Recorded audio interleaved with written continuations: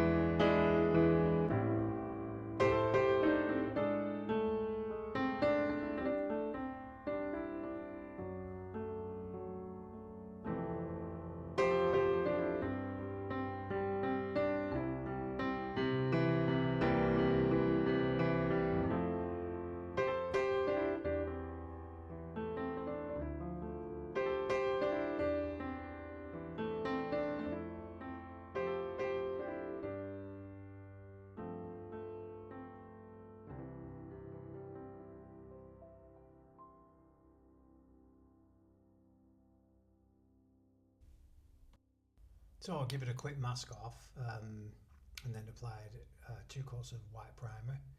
It's always a white primer with yellow because it's translucent.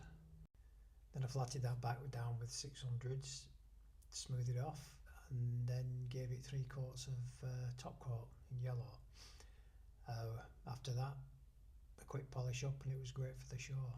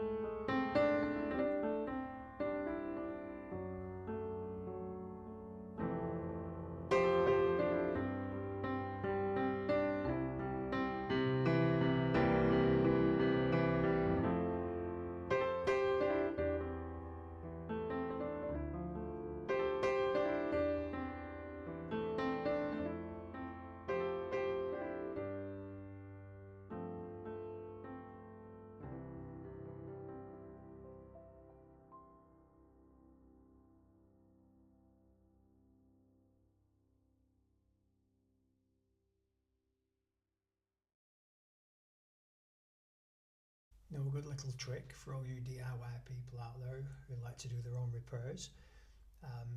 I'd learnt this in the 90s that for a perfect paint surface, and it was used in a lot of body shops back then, for a perfect paint surface you'd use rubbing compound. And rubbing compound actually prepares the surface, it gets rid of all the contaminants and leaves a perfect finish for your top coat. So this is what I did. I used the rubbing compound and then applied 3 coats of top coat.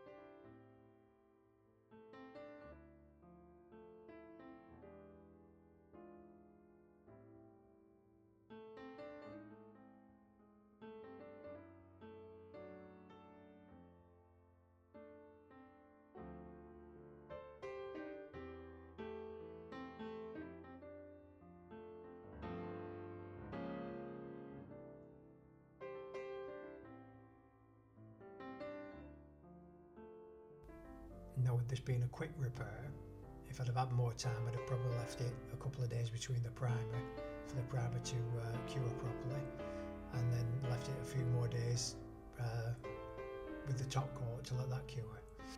But because I've done the repair the way I have, I know later on, probably give me 2 months, 3 months, and there'll be some sagging in the paint. The repair will move a little bit.